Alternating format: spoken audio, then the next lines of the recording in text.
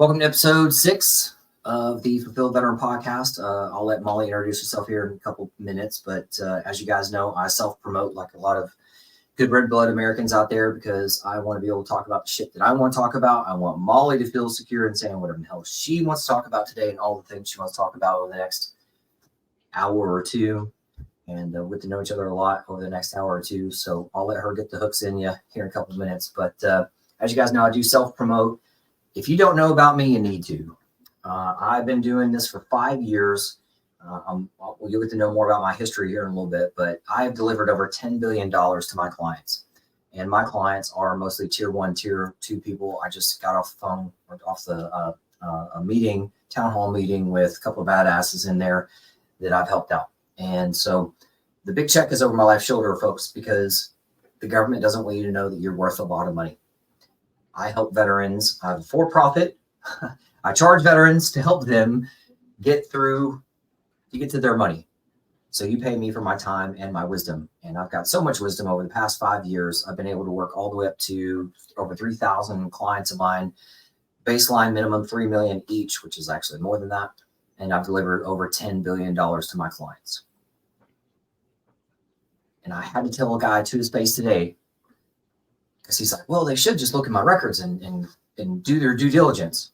And I said, you do realize this is the federal government you're saying that needs to do due diligence, right? And he goes, right? I hear Molly laughing already. Shit. Yep.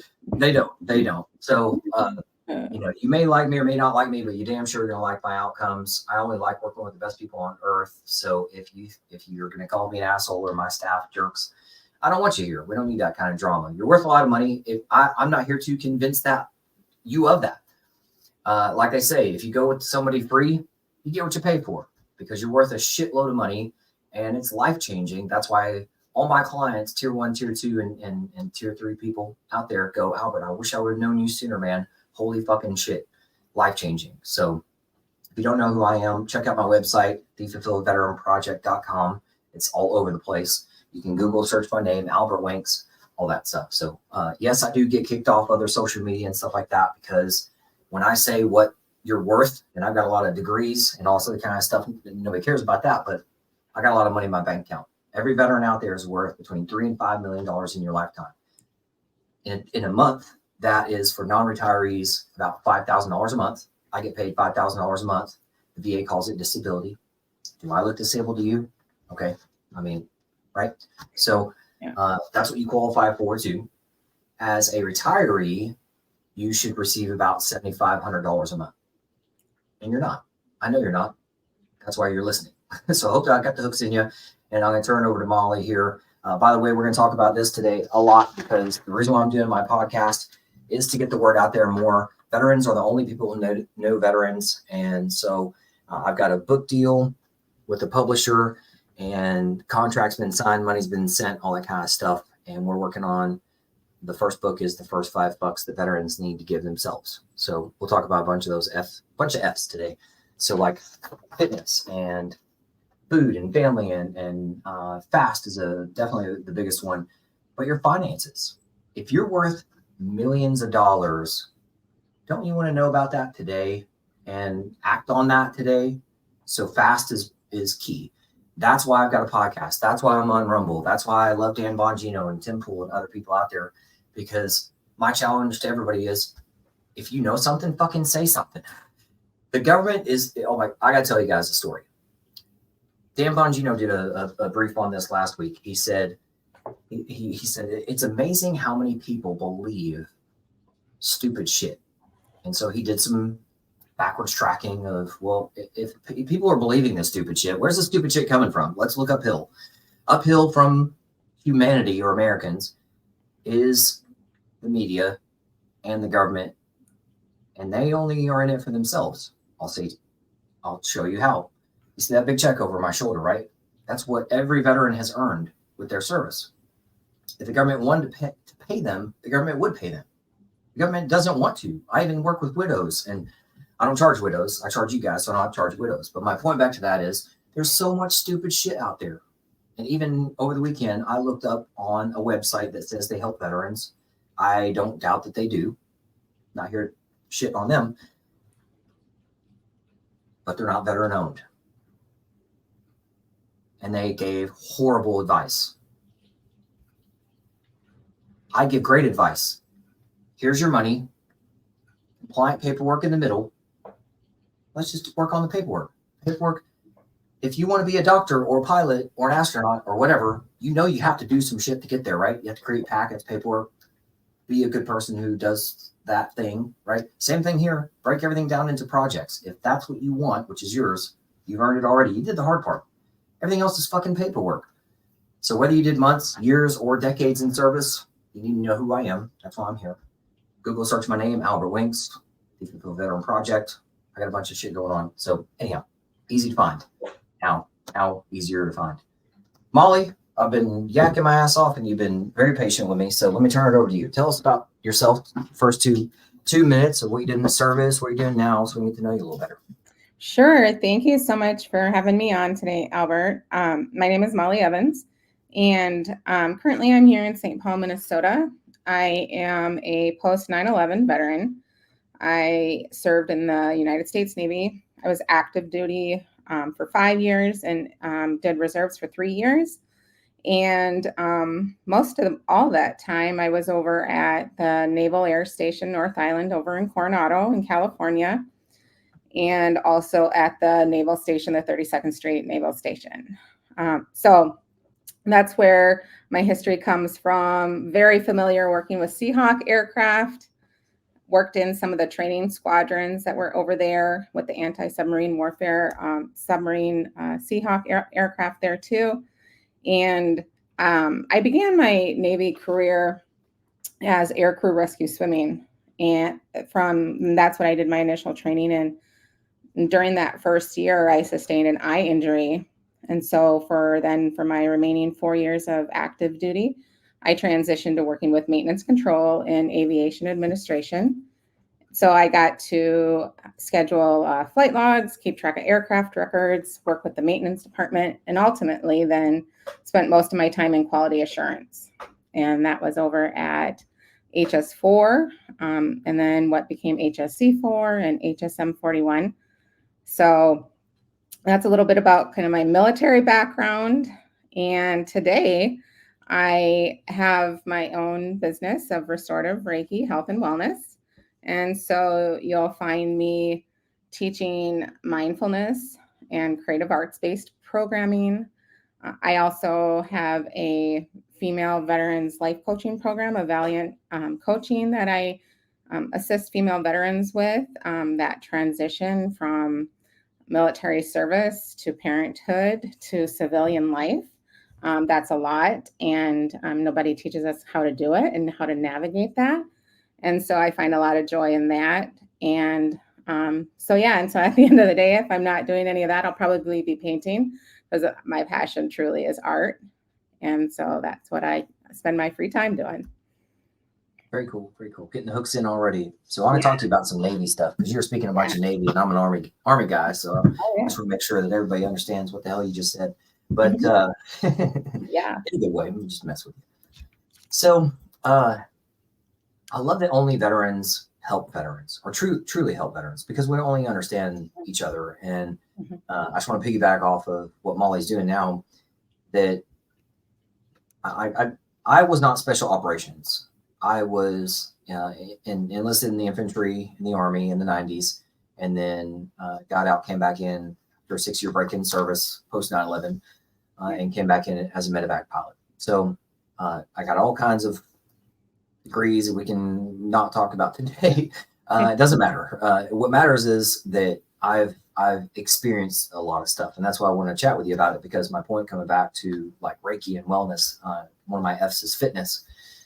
And you have to be better from the inside out. In the military, we talk about be, know, and do, but it's really in a different order than that, right? In order to be, you have to first know, then do. All right. So as long as we know that, let's start there. In order to be better, you have to know better, then do better. So Molly's able to reach people and coach people. I'm sure from now, that's what's great about us veterans, is that we're resourceful. If you want to get your message out, because your message comes from your pain, you got passion, right? So your passion came from your pain. I'm sure we'll talk about some of Molly's pain points and other people out there who can resonate with that. I love that you already started off with mind and health and Reiki and stuff. We'll talk about that too, and helping women, because like the veterans are the top tier service people out there. Not the top, but there's top level people. There's bad people in every system. So don't let me overstate myself, guys. But there's great people in faith. There's that don't have to serve with a gun. There's great people in food or art that I know I'm not artsy in the way of painting, but I do a lot of stuff with cooking meats and grills and stuff like that. Like that's my art. I can't build you a house or a dollhouse. I can put one together frustratingly, as most of us dads do on Christmas Eve. But I can't build it myself. I don't know how to do it. There are plenty of people out there who do know, and that's why we'll talk about this as we keep going, that wherever you are, folks, somebody is there to help you. And I love that us veterans mostly know about crawl, walk, run, and fly. And the higher up you are at something and the more educated you are at something, the more you want to help somebody behind you, right? So Molly wishes stuff now that she would have known things years ago. So she's wanting to help younger Molly. I want to help younger Albert. So that's why we're here. That's why we're having, I don't call it a tough chat, but we're going to have a long chat so that everybody out there gets to know us and find us. So, but reason why I was talking about, started my chat with about not being in special operations, but I go to a lot of special operations events, and tons of SEALs, Rangers, Green Beret, MARSOC, fighter pilots, all that stuff are now getting out and going, you know what, this medical hospitals and shit are not for me. It's all about, I think we can all agree that especially for veterans, healthcare is really about, if you broke something like a leg, is the VA going to put it back together? Maybe. It's probably not going to be well from then on out. But being healthy from the beginning and having a system around you is going to be better. So that's why there's things like Reiki, and there's other natural items, and so many special operators are getting into that. And so I love that there's these different partnerships, and that's why I am where I am in my business. And that's why a podcast now or multiple podcasts now, so I can partner with other entities out there. I can't do everything. Molly is now a force multiplier, and now I'm a force multiplier for her, and we haven't even gotten to know each other. I've only talked to her like 10 minutes. So a lot more coming, folks. But so you said you were mostly a part of the United States for the Navy. Where were you again? Yeah, so I was home based out in San Diego, California. San Diego, that's what I thought. You said Coronado, right?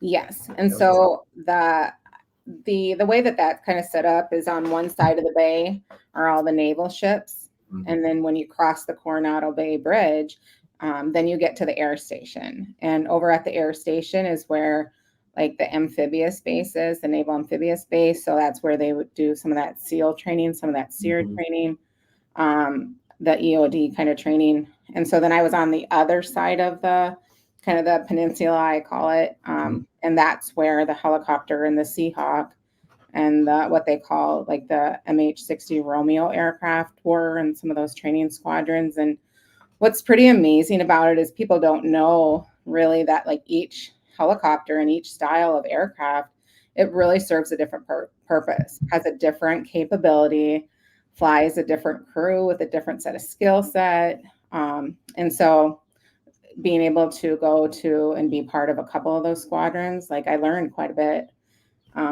So when my tire goes out, or now I see a type of fluid, oh, yep, I can tell that's hydraulic fluid, or things like that. So there were some of those things that kind of translated a little bit to life today. But that's how that base is kind of set up there. And you said that you joined to go into rescue swimming. Yeah. How did you? When did it click as you're growing up? And feel free to tell your age whenever. I'm about to be 44, sure. So I'm a 1980 kid. Graduated 98. So. Oh, gotcha. So when you went into the service, what what was clicking before you went in? What was it that you wanted to go do, and why? Yeah. So, my story of joining the military is interesting because it wasn't, and I don't really think that there's a traditional path of joining the military. I wish sometimes they'd get rid of that language. Traditional falls in the same category as normal. There's really not such a thing. Um, but I had graduated high school and I had graduated with honors. And at that point in time in my life, I was also part of foster care and had lived in foster care. And so I didn't want to go to college. However, that was kind of where my track went. At that point in time, I really didn't have a place to live. And so I really was like, well, okay, I'll try college for a year, right? I was like, well, if I can do art, I'll go to college.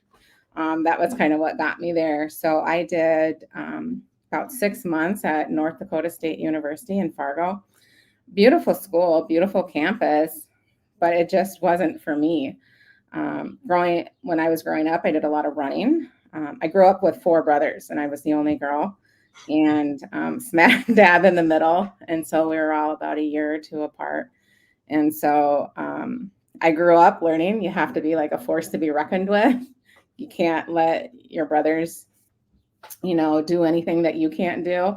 It's like if they thought they could climb a tree, I would climb a tree, but I would do it just a little bit higher, and that's how that was for me growing up. So swimming along with art and being able to have that challenge. When I joined the Navy, I had asked to do explosive ordnance dismantling. That's what I'd asked about, but they still don't accept females into that program at that point in time. And so that was out. And really I did long distance running before that when I was in high school and cross country, and did tons of physical exercise that way. So I was like, well, hey, let me start training for aircrew rescue swimming. I know I can do this. I know I've got this. And at that same point in time, I had a younger brother, and he had already joined the Marine Corps. He joined the Marine Corps probably about 9 months. Well, it was right after 9/11. We both watched 9/11 happen, and within 30 days, he had joined the Marine Corps. And he knew that was what he wanted to do. And at that point in time, I had always done cross country with my brother. I had worked summer jobs with my brother. And so since he joined the Marine Corps, and he started doing the delayed entry program. I don't know, does the Army have that delayed entry program too? Yeah, it's a little different. I mean, everything's different, but yeah, like you said, it's kind of general or traditional, like you said, but nothing's traditional. Right? Right, that's an oxymoron. Mm-hmm. Yeah. And so he was doing really well. And so I went to my Navy recruiter at the time, and it was like, hey, can I do the buddy program and be stationed on the same coast as my brother? And so he said, well, yeah, we can, but there's not a spot available for females. Mm-hmm. We're like way backed up. And that was strange to me because it was just right after 9/11. But I had to wait 9 months in order to enlist if I had wanted to do aircrew rescue swimming, because the spots for females for aircrew rescue swimming and for what they call boot camp and then your ACE school were so few. Mm-hmm.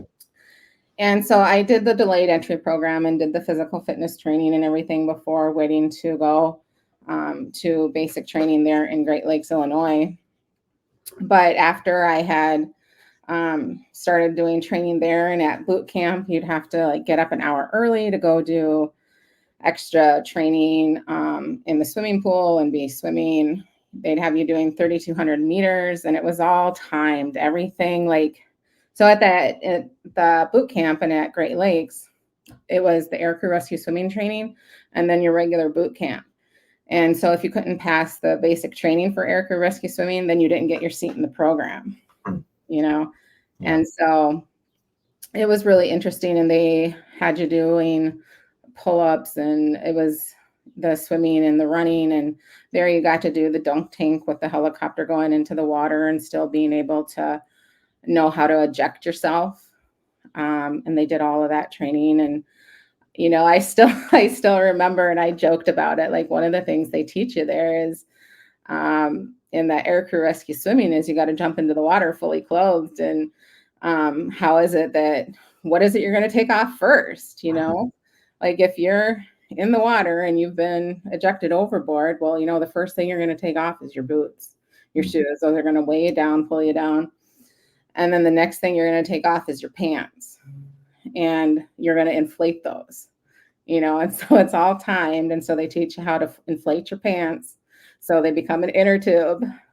And, you know, that's one thing that still stuck with me to this day. And I did that camping with my kids not too long ago. And I was like, hey, you guys, check this out. You know, you can, I said, you get stuck in the water. I said, you can inflate your pants just like this. You know, and just, so I did some of those skills, but I ended up having a retina that detached after boot camp, and I was in A school.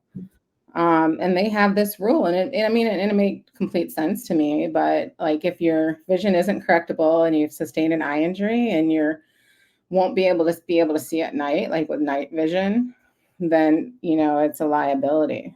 So then I had to transfer to a different MOS, or different rating scale for the Navy. And at that point in time, that system is so based on numbers, you know, like, you have to have so many people that are filling this job and so many people that are filling this job. And so it's not like you have a choice necessarily. And I had completed my air crew rescue swimming in the air crew rescue swimming school. And I was super proud of myself. Not that I didn't think that I could make it, but I was the only female in my class. And that was pretty empowering to me, because I'd always kind of struggled and been with my brothers growing up, you know. And so it was kind of devastating to me to not be able to do that anymore, because that was like the whole point of reason I joined the service. But I transitioned into doing aviation maintenance administration. And there was a ton of things that I learned doing that.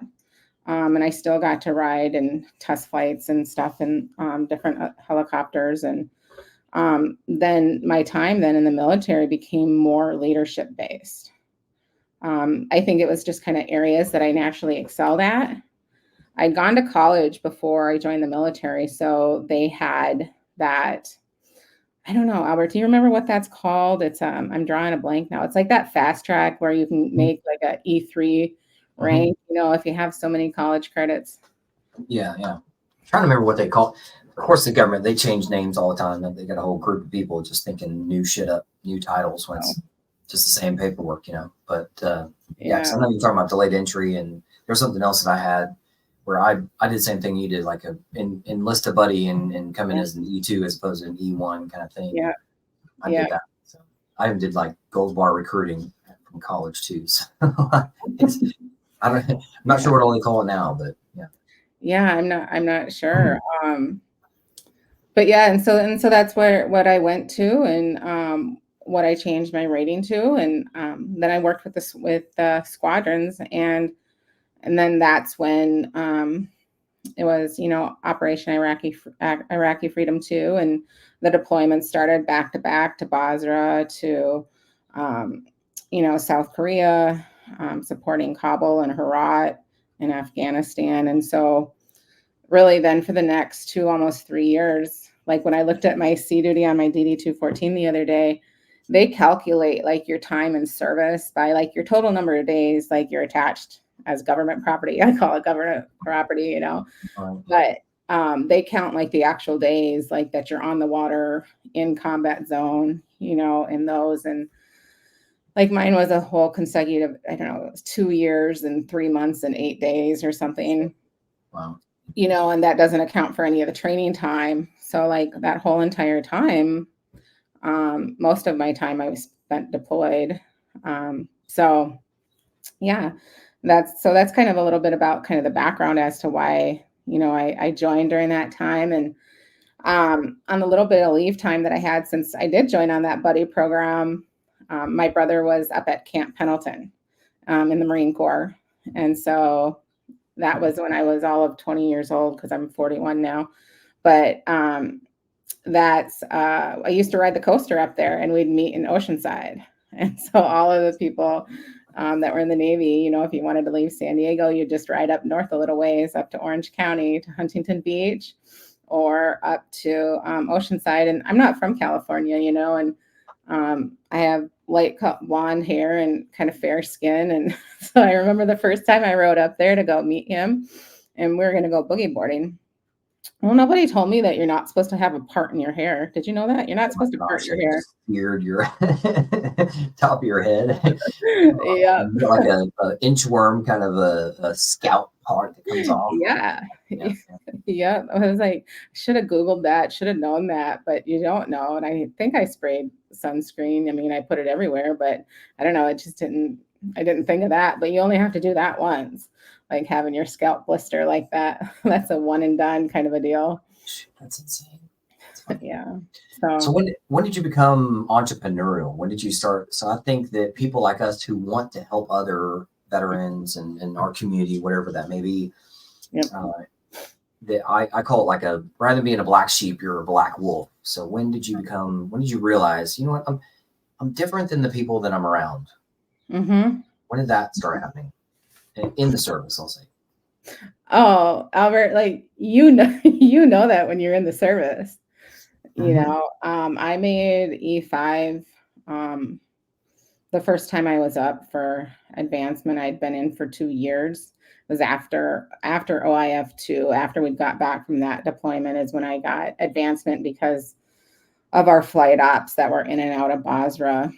And so I, as an E5, like, that's kind of a leadership role. You're charge of running a work center as an E5. I don't know what you're in charge of in the Army as an E5, but, you know, and then you're supposed to work collaboratively with other work center supervisors, you know, and have discussions and really value feedback, but also thinking dynamically. And it was in some of those meetings and some of those training meetings that I remember them clearly. They're like in the training classroom, or they were on the ship up in officers' quarters. And, you know, have you ever sat back and kind of just like watched a room and you're kind of like, what is this? Like, you know, I joke with people all the time. I'm like, have you seen the movie The Truman Show? Because, like, I swear to you, I'm on The Truman Show today.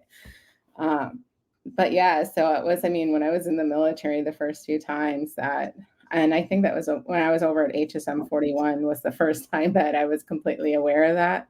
I mean, because some squadrons don't fly 24 hours a day, but that squadron was one that flew 24 hours a day. Training squadrons fly 24 hours a day. So you got to learn how to fly at night in the early hours, you know, all those cycles. So anyway, yeah, that was probably that first time because they had put me in charge of training. And I was a training officer over there to train people in aircraft records. And yeah, it's funny because I still know, yep, there's 87 parts on an aircraft on a Seahawk helicopter engine. And it's some of those funny things like that you just never forget, you know, a few things that are ingrained in your mind like that. So, and it was really like I had wanted to understand like the people that I was working with. Because I would have really young people that would come in. There would be older people that, you know, have already been in for 15 or 20 years. But like, I would always ask questions. Like, I'd want to know, well, like, what drives you to get up in the morning? You know, we're all here. We got to be here, you know, but what's their connecting point? And I somehow just always wanted to know. And that was even in the military. So I think that was probably like the first time I felt that way. I don't know what your experience was like. I'm sure that you might have had. Pretty similar, like you said, like being a fly on the wall. And I was in for a while, and then I got out for 6-year break of service, although I was trying to get in during that 6 years. So, yeah. But and like I say, adversity will really bring it out of you. So I don't like swimming or being sandy.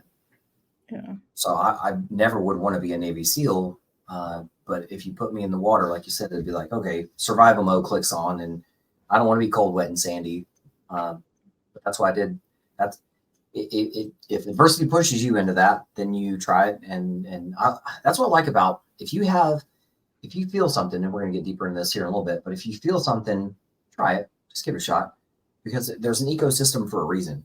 That there are different kinds of bees for a reason. There are different kinds of birds for a reason. And every bird, just for example, has different, like ducks don't fly where eagles soar. Fair statement? Yeah. Why not? So why not? I don't know. I didn't invent it. I just noticed it. And people are the same way. So there are really great people doing great things. Now there's the opposite of that, where there's good, there's evil. So I'm a Jesus lover. So there are biblically good people. There are biblically horrible people. Yeah. There's no, their own call it. There's middle ground. Somebody asked me once, they said, well, can you somehow be biblically good, but have done something evil? I was like, I don't think you can. I don't know. I don't create the rules anyway, but not to go too far off that track.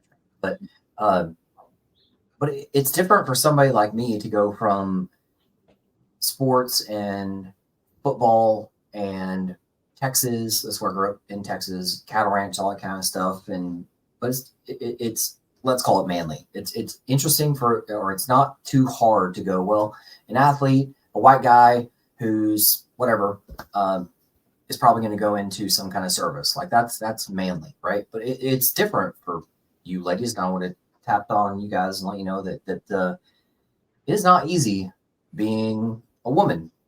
I got a lot of lady clients, and that's why I was glad to have Molly on the chat today. I'm glad to hear that you're working with women, women veterans specifically, because man, women veterans have been through horrible shit. There are horrible people in the community, in the service. As a guy said, the best people in the world are Navy SEALs. The worst people in the world are Navy SEALs. So the world allows for power. For power, could be E5, could be O5, doesn't matter. Yeah. Power corrupts people, or it just corrupts them even further. So you can't buy me. If I'm not shitting you. If somebody delivered me a big fucking check today of $1 billion, I guarantee you, I will be here tomorrow doing the same shit. So I love my people. I love chatting with people and getting to know them and be able to help them and be able to be a force multiplier to help them help others. Because if not us, who? If not now, when? Dan Bongino doesn't take credit for this, but he always says, from some lady out there, I don't know who she is, but I always miss her name. I bring her up all the time. But Dan Bongino says that this lady says that be the change you want to fucking be. Yeah. Nobody else is going to come in and wake Molly up in the morning and go, hey, Molly, I'm somebody else, but you need to get up and you need to be you today, because people need you today. Nobody's going to do that. I'm not, Molly, are you coming to my house tomorrow and waking me up and going, Albert, wakey, eggs and bakey, time to be yourself. Put your uniform on. No, nobody's going to come get you. You got to get your own ass out of bed. You got to figure out what your motivator is. And there's different people talking about different levels of motivation. And what works for David Goggins' followers works for him. Great. I'm not one of them. I don't think the same as him. But the good news is I don't have to. And you can follow him. I don't give a shit. Or you can follow me, or you can follow Molly. I don't care. But do something positive, and let that positivity stack up. So, because that way other people can look back and go, shit, I didn't realize that you've done so many good things over the past 5, 10, 15, 20, 50, whatever the fuck years. And it shows. So it's nice that Molly is able to bring some of that stuff out and go, wow, did you know that your 214 shows days in combat or at sea? And I didn't know that. But I now do. And you folks out there listening to that go, shit, that's pretty fucking awesome. And I can see how somebody like Molly wants to keep pushing her service forwards and help her community. Terrific. I'm now a force multiplier for Molly. So tell me, you got a bunch of hats that you're wearing. So how did you go from in the service to figuring out your craft, your thing, your niche, and how that started happening? So talk to me about health and wellness and Reiki and restorative and women and Sure. Well, one of the things that happens in the Navy is that a lot of times people get married young, Let's just talk about that for a minute in the military. You go on deployments, right? And, of course, there's some people that never do come home. And I think like sometimes that's a driving factor. And so I'd gotten married. It was probably after my first deployment, and then before my second one, for Operation Enduring Freedom. But anyway, so after I ended up, separating from the military, I had two little kids. And when you're in the military and you get married when you're in the military, my personal experience is once you get out, the two of you are not who you knew each other in the military. Like nobody talks about like some of those changes that happen like during that transition period, and marriage is hard despite just like under quote unquote typical circumstances, life circumstances. But when you add like a military circumstance on there or a transitioning after several deployments, I joke about it, but I remember, how you have these moments where it's like, I know that this isn't working. Like, that. So, and I joke about it, but it's like dead serious. Like I knew that I knew one day when I came home and it was 5 o'clock at night, I think. And, I was just miserable, but there was still green beans underneath my son's high chair. And I was like, what is this? I've been working 12-hour shifts and I come home and there's still green beans underneath the high chair. And it was this culmination, and it was nothing about the green beans like underneath the high chair, but you look at like everything that kind of leads up to that. And so ultimately what ended up happening is I then became a single parent not too many years after that. And I had just really small kids. And so I moved back from where we were living in Illinois, where I separated to after my military service. And I moved to Minnesota, where my oldest brother was living. Because then you look at, well, what's my support network look like when you go through a major life transition like that? It's like, I got to have a support network. So I'd moved back here to be closer to my oldest brother.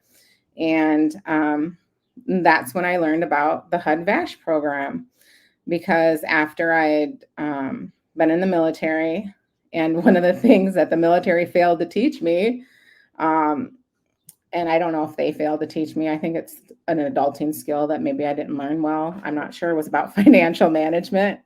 Like, I don't know. I've looked back at that, tried to analyze it. I'm an analytical person. So I'm like, where's the why? Where was the gap? What was the failure? What was the system that wasn't maintained? I kind of look at it like that. But other than like not learning by osmosis, which like doesn't happen, I'd ended up having to claim Chapter 7 bankruptcy after my divorce. And, it was just absolutely drew me to my knees, really, truly. And then it was like my mental health was in question, and I started having physical health problems after my service, some service connected issues. And I just wasn't getting support. I had gone to the VA, the VA hospital here over in Minneapolis and St. Paul. And I kept like asking for help. And eventually I landed at the Community Resource and Referral Center, and they were able to help me with housing through the military HUD-VASH program. And so that was one benefit that helped me like get back up on my feet as a single parent of what was then at that time. Then I had 3 small children that were 4 and under. So so it was a lot. It was a lot of diapers. I like didn't know how I was going to manage daycare.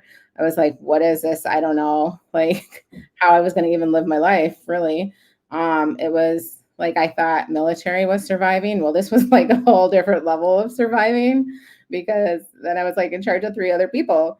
But it was 3 people that, couldn't eat or feed themselves or go to the bathroom by themselves. And I joked, I was like, this is a little bit like being in the military, but like, there's like no conversation about it. You can't even have a conversation. There's nobody else to report to. Hey, this isn't working out for me, you know? And so, I mean, it was through like some of those like huge gaps, gaps in healthcare as a woman that I received. And then truly like, you know, when I looked at it, I was someone who had a lot of trauma in my own childhood. Both my parents were incarcerated. My oldest brother had suffered with, you know, the juvenile justice system. I had another older brother that was doing a life sentence. And so with that, like my support system was limited, but like until I got out of the military, like I didn't start all of a sudden I was like, oh my gosh, I have all of this personal work that I need to do. Holy shit. It just like hit me one day. And I was like, this is just like not working, you know, between my divorce, between my military service, and not all of my military service went well. There was periods that were okay and that I was successful at, but you know, just kind of the overarching and the bearing and how it is that as a woman that you have to show up in the military to kind of hold your own. That's a constant defense, a defense kind of what I feel like that you had to put on every day just to show up in a space that was so patriarchal driven in order to be valued for what you knew your own innate value was already.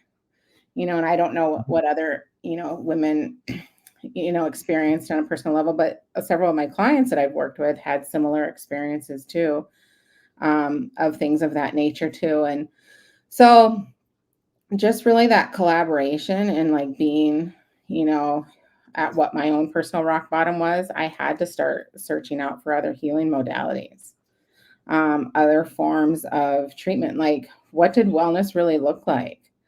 I had to look at like a deep dive for myself, because I was like, if I'm not mentally well, I'm not physically well, I'm not emotionally well, then I'm not well, you know, and then I can't be well for anybody else. But have I taken a chance to really look at in those, what those gaps were? What was it that I'd wished that I'd had? You know, my life up until that point had been so surviving, even as a rescue swimmer, even on multiple deployments. You don't realize that you've normalized a survival mode. I mean, I did in the military. I don't know what your experience was like, Albert, but I normalized that. I've been shot at once or twice, you know. Yeah. Right. So like I normalized that survival mode. And so it was really unwinding, like this tightly wound, you know, mental and emotional trauma and experience, and figuring out where is it that I have to start from, like how can I get to be well, and so that I can get my life on track and where it is that I need to be. So that's when I started looking at Reiki energy healing, and I started going to see somebody for Reiki energy healing. At that time, I'd had my third son, and I'd had a C-section, and that was my third C-section. And I'd also had another abdominal injury when I was in the military, and so that was like the fourth surgery. And I just was not recovering from that, like on all of those, all of that care. Seemed like as a woman in the military, like they will do a C-section for you, like before they'll even pursue like natural birth. It's the strangest thing. I've talked to other women who've had that experience too, that at the Naval Medical Center, that's what they're quick to pull. You know, it's not giving you a choice and then not knowing better. I've not heard that at all. So I'm glad you said that. So thank you for that. Yeah. And so I had a really hard time recovering from that. And I started going to see a Reiki master practitioner. And it only took seeing him for 2 visits until I noticed like extreme, like almost healing that started to happen. And so my body started to be able to heal on its own. And I had no idea at that point in time, because I was like 28, I think, at that time. I didn't know what Reiki was. And I was like, what is this? I was like, I can't pronounce it. I don't know what it is, but I need something. That was how I'd walked in there. I was like, dear God, I was like, please help me.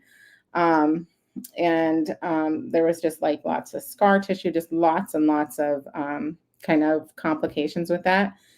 And so truly, like, it helped with my mental health. It helped with being able to center myself. And then also like the medications that they had me on, like some of that pain medication from those abdominal surgeries and just different wounds that just didn't want to heal. Like, I was able to not have to take those. And to me, that was huge.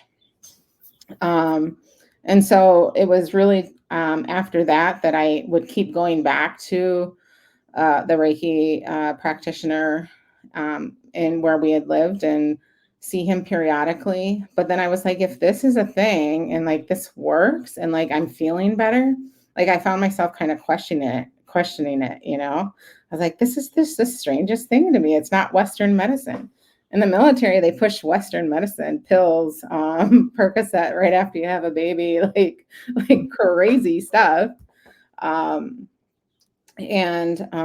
So yeah, it was really about being willing to have to be in a place where nothing else had worked for me, to be able to pursue something different, something that was unknown. And so that's truly how I got into learning about Reiki and learning about health and wellness. And then it just kind of opened up a whole entire different door. Like, that was just the beginning of kind of my exploration as it began. Take me further. Then what?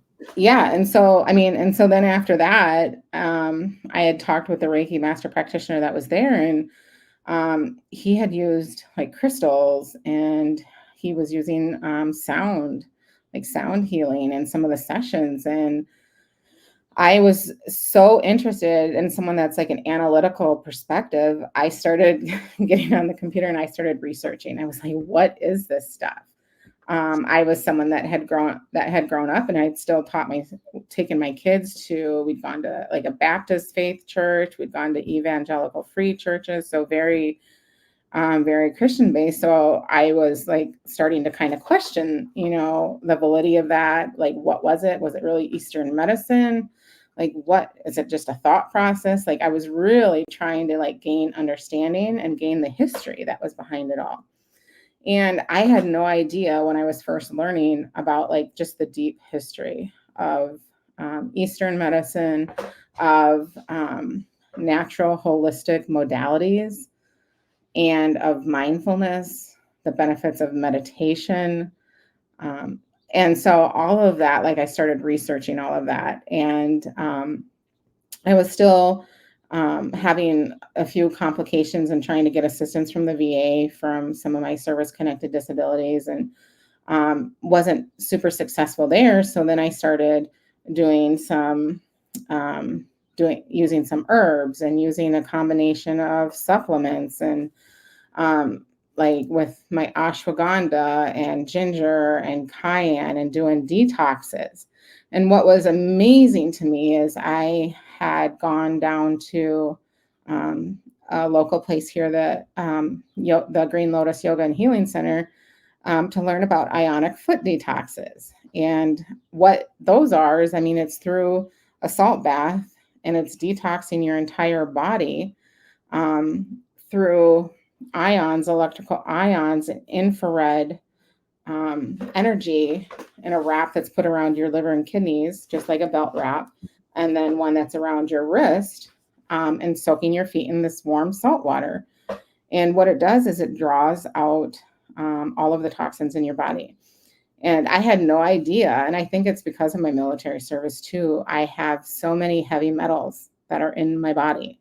So when you do a foot detox like that, you will see them floating at the top of the water. It's actually like silver specks of metal.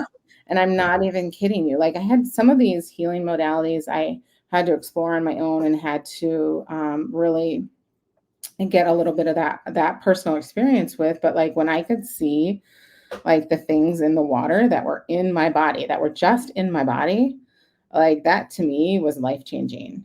And ultimately it was doing the foot detoxes along with the Reiki energy healing, that I was able to get to a place where like my migraine headaches were going away. I had horrible issue with migraine headaches. I mean, debilitating. They would be like, I couldn't stand light. I'd be vomiting. I mean, super awful. It would affected trying to go to work, you know. And so that was one of the methods that I used to really manage those. And then what it came down to is I was like, if this is what's truly like helping produce life-changing results in my life, I was like, I have to learn it. I have to be able to share it with the rest of the world. I want to be able to teach about it and to help others understand that it's not a spiritual affiliation like these healing modalities. And what these are is it's taking our natural world and really understanding the science of actually the metaphysical science of the flow of energy, and that everything has a vibration and has the ability to heal, like through the Reiki, which is the laying on hands healing. The Reiki master practitioner is really just the conduit. So through their visualization, through the vibrational of the sound clearing, through all of that, it clears all of your personal chakras. And so it will move energy in your body that's stuck. And sometimes that energy produces high blood pressure. Sometimes that energy produces constipation. Sometimes that energy produces joint pain. And pause you on something because I just really want to get this out there yeah, to everybody. If the government wanted to pay you, they would. If the government wanted to, since the government can print money, why does our American government take taxes? Yeah. The government does shit that's horrible, especially to us, because we are silent professionals, right? You hear that term all the time, and that you got these elite people doing crap to us because Molly is selfless. That's what we're told in the military. Be selfless. Just go take that fucking hill, Molly. Ready to go. Take this machine gun, shoot those people. Yeah. Somebody's pulling your fucking strings all the time. It's usually somebody with a lot of money, a lot of fucking power. Think I'm kidding? I'm going to give you some examples. So, and I'm not familiar with like a whole lot about Reiki things. Definitely willing to learn about a lot of things, but I'll say it this way: pharmacy is full of crap. I don't take any pills anymore. Yeah. And if you look at people who have been involved with sound or like cayenne, we'll talk about cayenne pepper here in a little bit because I'm a huge fan of that. I ingest that every single day. It completely helps out with, like, I used to have heartburn so bad my kids would make fun of me. I'll eat your Tums, Dad. So not shitting on Tums, but I'm saying if you want a positive outcome and you're not getting an outcome that you're aiming for, change your process. I went from chewing Tums like a motherfucker to going, all right, cayenne pepper in my coffee in the morning or on something. It's going to give you a bit of a warm glow. Your ears may turn red, or, whatever. It's build your blood up kind of thing. But it's a certain kind of pepper to where it doesn't blow your head off. And it's not meant the same way as like jalapenos or something. The oil doesn't get on your skin and oh my God, I'm bleeding. And don't touch your eye. Don't touch your eye with any fucking pepper, people. I hope you know that. But it's insane that the people who talk about this stuff, like, does sound cure cancer? Well, where's the guy who invented some sound machine and said, hey, it cures cancer? Well, now he's dead. Who killed him? I don't know. Somebody. Everything I'm saying is educational purposes, zombie apocalypse or whatever. So all that crap's fake. The government loves you and all that, whatever. Disclaimers, don't kill me, people. But there's so much crap. Like, we know that cars can run off of water. Why don't they? Because the guy who invented it is dead. Weird. Nicholas Tesla found all kinds of stuff about electricity. Why don't we do that? Oh, because he's dead. And who stole all of his papers? I don't know who did that, but I do know who did that. You know what I mean? There's all kinds of shit out there. So anytime anybody pushes back against power, they're dead. So I'm not suicidal, neither is Molly. So I just want you guys to know. But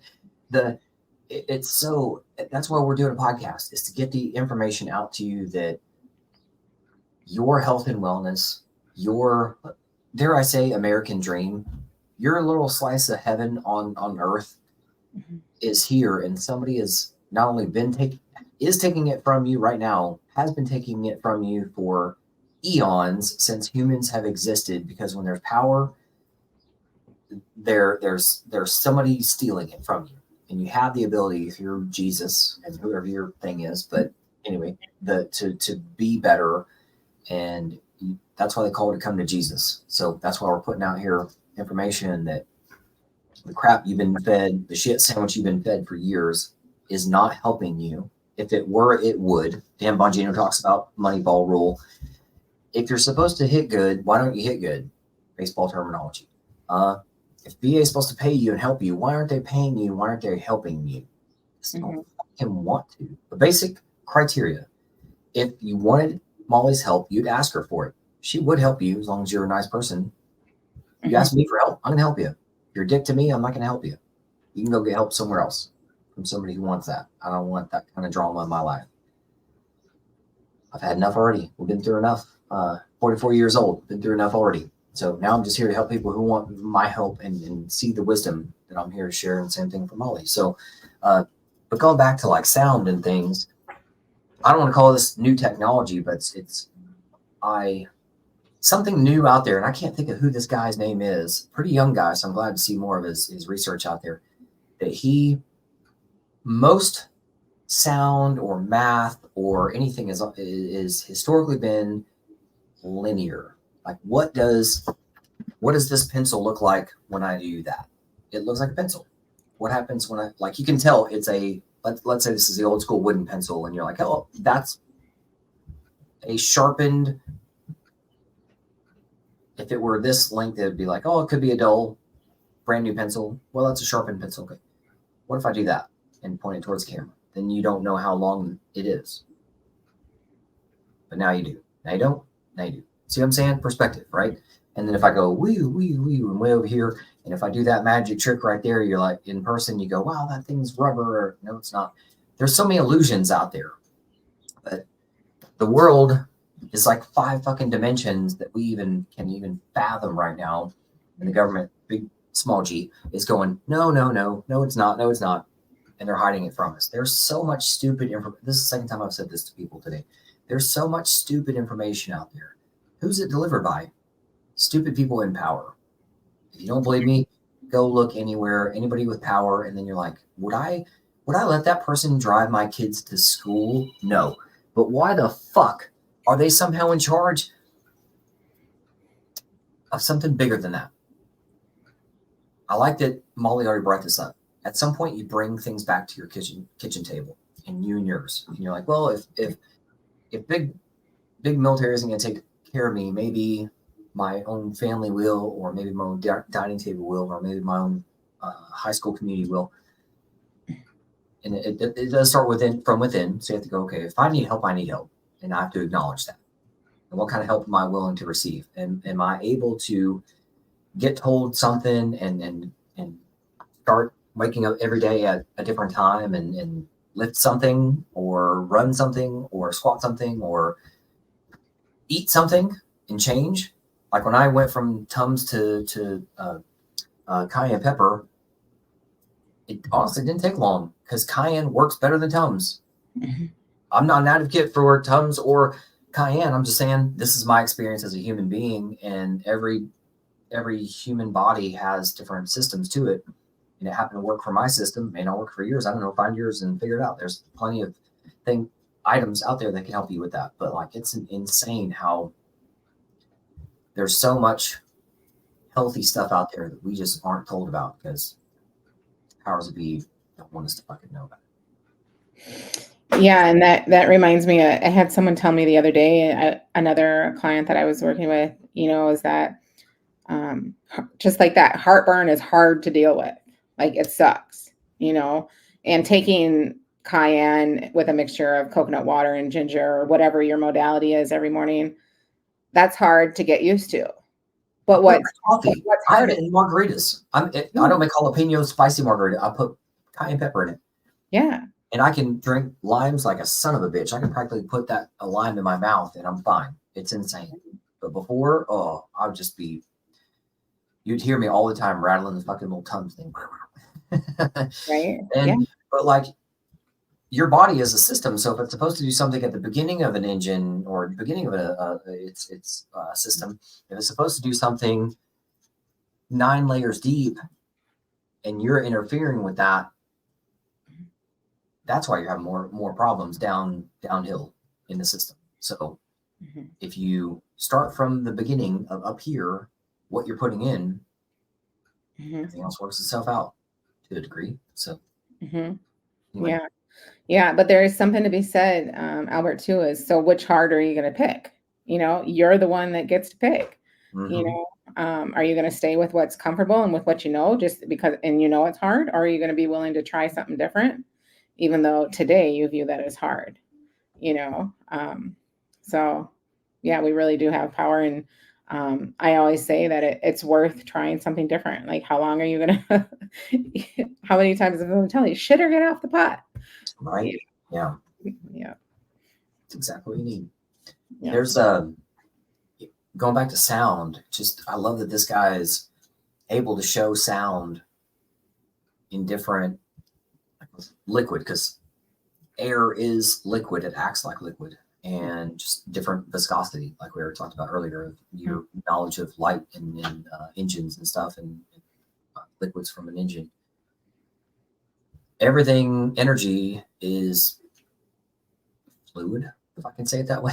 I may not be nailing this, I'm not a scientist, folks, but when people study something that hasn't been studied before and able to show with the technology we have now that, holy crap, you mean just like I like that they make movies about stuff because then you can explain it faster, but like Ant-Man. Ant-Man is, there's a universe for small Ant-Man, there's a universe for giant Ant-Man, and no matter how big or small he is, they're still the same. How they say that life always finds a way. So if it's super small, like Molly's around aviation, so she knows that there's microbes in gasoline for aviation, and you have to put certain chemicals in there to kill those. So you're telling me there are microbes in engine fuel? Yep. I'd never heard that before being a pilot, but there is. So they have like some kind of fuel that you just put a little thing in and microbes are killed out. Like, there's microbes everywhere. And if there's microbes, there means there's giant robes. I don't know what the fuck. Macrobes. Macrobes. So there's probably some giant bug. We're probably some little bitty bug as humans inside of some giant whale. I think that's where the story of Noah came from, the whale. Maybe we're in that. But anyway, I'm just bullshit. But it's there's something small. There's ecosystem. There's life for a reason. We can't begin to fathom what's real. But we're not supposed to. Like, we're just supposed to trust right now in the Jesus and go, okay, right now somebody said this on a podcast the other day. It said, oh, I know who it was. God, I can see his face. And if I can think of his name here in a little bit, you'll be like, oh, okay. So right now Molly and I are inside of our skin suit, and there was a lot of nothing before it. Right now, right? There's a lot of, before I was me, there was a lot of nothing. After I die, there's a whole lot of time. I don't call it nothing. There's like time before I was me, time after me, and it's just my little this and here and this and here that's going to keep floating from where it was to where it is. I don't know all that shit. That's why I'm here to talk about it. It's like I have faith that my something is going to keep moving on in the timeline that is time, and I'm open to learn about other shit that's out there. It's there, and I'm here, so let's fucking do it. Yeah, and one of the first things that I learned about sound, and I would encourage everyone who hasn't been to a sound bath or been to a sound healing to look it up on, meetup apps or Eventbrites or things like that. They're all, kind of around the community in different niches, but really the science behind it is it's science-based, because when you hear the sound and the vibration and it goes into your ears, really it still vibrates. And, those small bones, the smallest bones in your ears still continue that vibration. And as that goes into your body, that vibration affects the cells, and it actually allows, like, changes the cellular makeup of all of those blood cells that are in your body.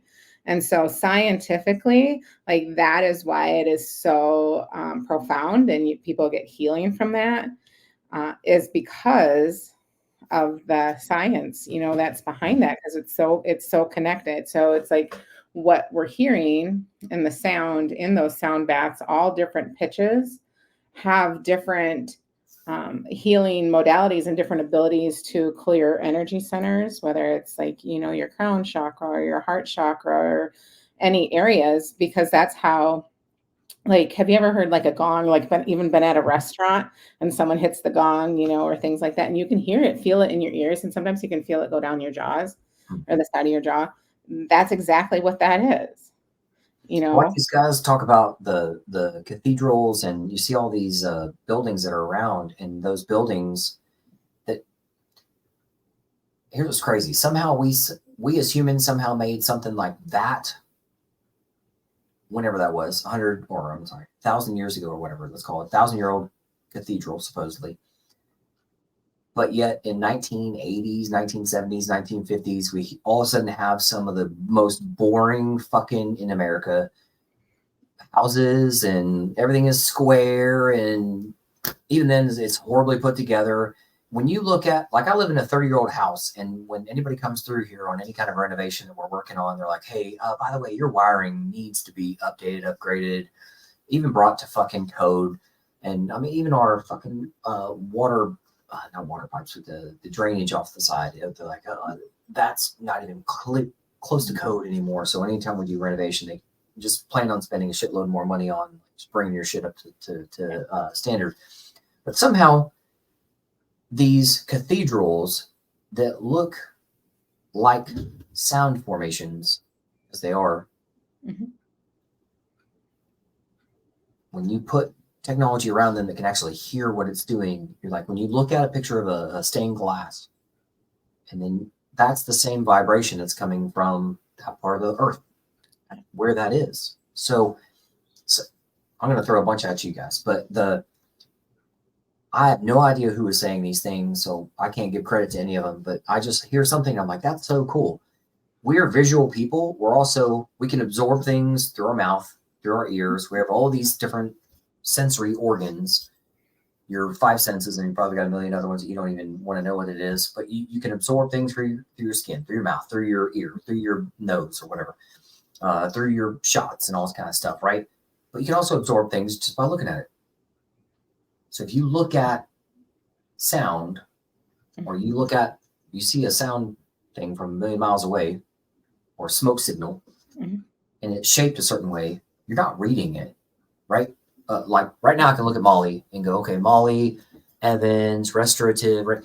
I can look at her work, the words, the letters, but those letters are only, how many, does everybody have books? Does everybody know books? Does everybody know English?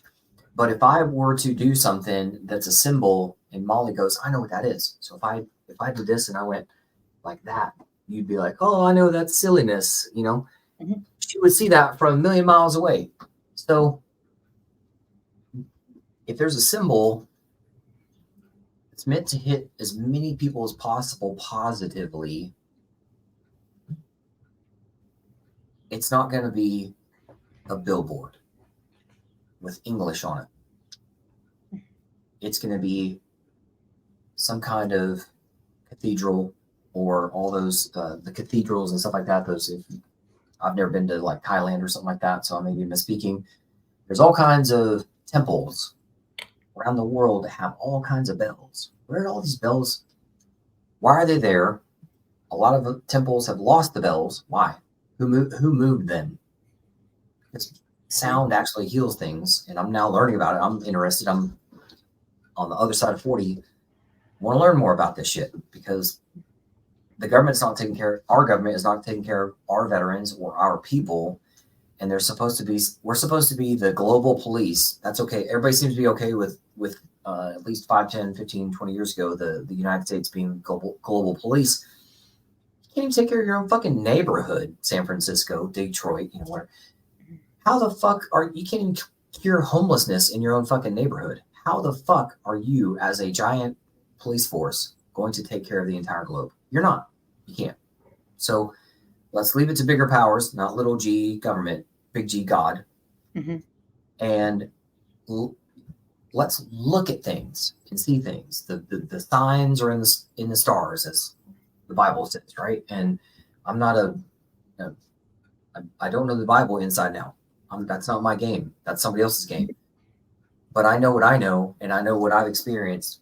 And the government doesn't take care of us, and then we go trying to find our future self and who we are now and what we want to be and how we want to help others. So we go through a lot of pain to do that.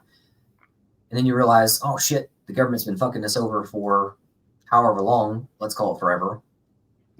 And all I want's my little slice of American pie and American dream here. But man, there's all these restrictions that are down on me. I saw a shirt the other day that said, govern me more, said no veteran ever. I like that. Right? Yeah. No veteran wants to be fucking governed. We have had enough. Yeah. And we've been silent for long enough. So I'm just telling you, people, if you're out there if somebody is shitting on your stuff, that you're trying to help people, it probably is some kind of fucking robot anyway.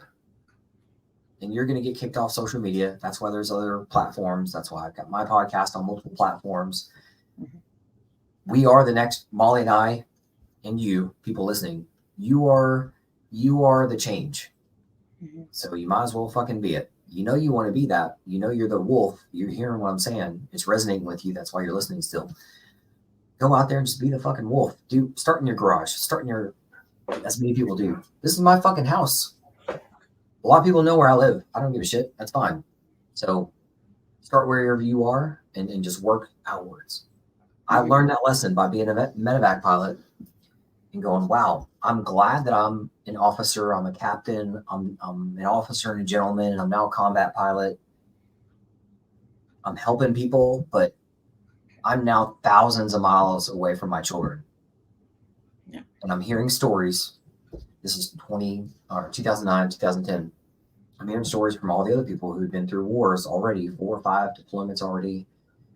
God knows that other people had it worse than I did. Fuck, man. That's a lot of deployments. So you have to make that decision and go, you know what? I've got my wisdom. I'm going to move on and go do. I'm not going to help. You have to start from your kitchen table with what you got.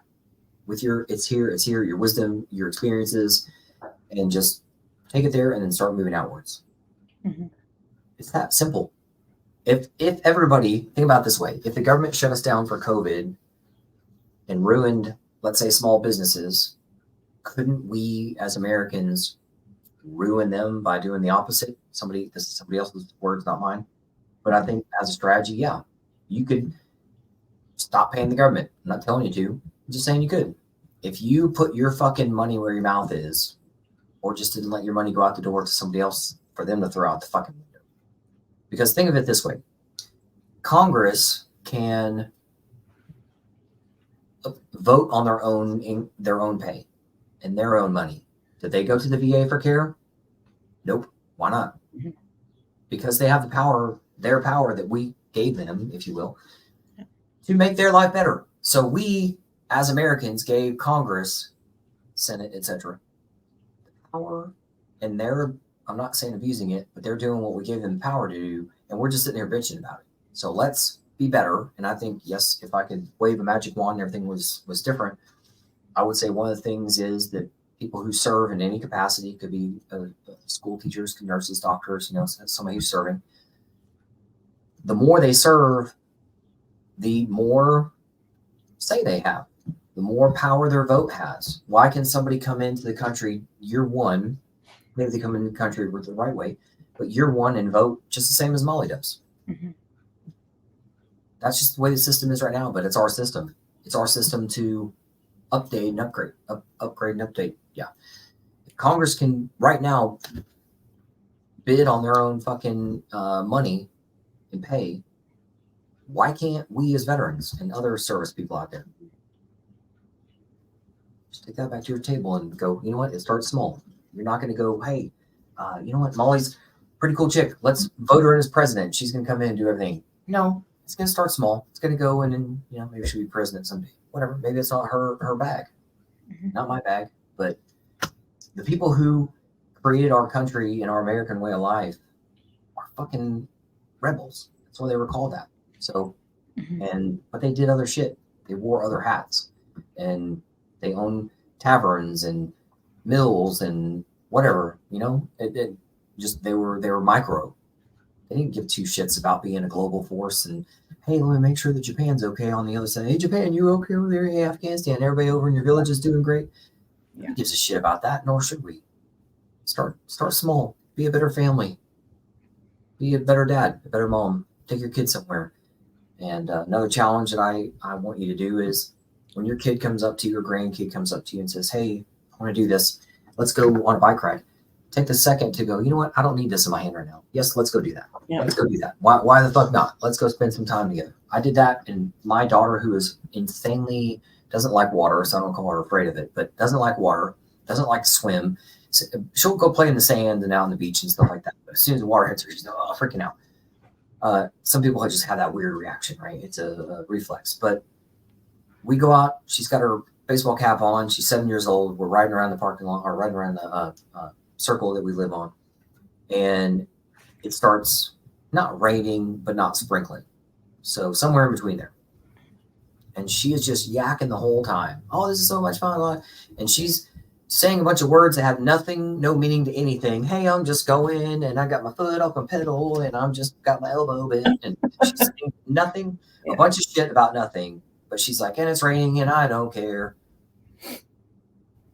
Yeah, that's song to my heart.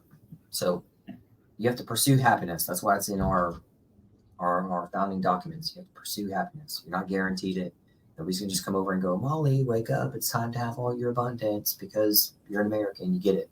So it's pursuit. So anyway, back to Molly on Well, yeah. Well, and you know what you shared kind of made me think about, Albert, is that, like, what if we normalize, like, as you're getting out of the military and you've decided, you know what, I am going to separate. I'm going to put my paperwork in and I'm going to separate. What if we normalized, setting them up with a coach? Like, in that process, we're going to set you up with a coach. We're going to set you up with a veteran that successfully transitioned. And that's what your success is going to look like. In addition to your transition assistance program, because you go through that TAP program, and then by the time that you're done, you're like, okay, well, I've got this. I'm gonna do just fine. Well, absolutely not. Ginny, t-shirt idea. Yeah. My life is awesome because of TAPS. Say no veteran ever. Ginny, make sure you write that down. So, yeah, like I've got over 3,000 clients. I've briefed tens of thousands of veterans. I've never had somebody say, you know what? Pardon me, government contractors out there. I'm sure you've got a job to do and you're creating something. Yeah. You're probably creating wealth for yourself because you're sure as shit not creating any wealth for the veterans who actually earned it. So I'll say it. That's a great t-shirt idea of like, TAPS. My life is awesome because of it. Not, or whatever. So it's just, nobody's ever said, oh man, TAPS is the best thing since sliced fucking bread. And I don't know what they call it now, but that's what, I'm sure Molly and I went through the same program. Yeah, that's what I went through. And, and there's something about, even as a veteran, like just that innate sense of like independence, like I'm going to do this, I'm going to do my best. And then like when we come up against adversity or where we fail, our instinct is like, what is it that I did wrong? Or how come I can't manage this? I was successful on a deployment. I was successful, in theater. I was successful in all these other places, but what? I'm not transitioning my life. What the fuck is wrong with me? I mean, as a veteran, those are some of the thoughts that I know I've had personally. So, and that's truly like what drives me to do some of the work that I do too. Since you're bringing that up. Yeah. That's why in this book, one of the F's is fall. So don't fall. Yeah. Most of us do what Molly's talking about. So I just want to let you guys know this.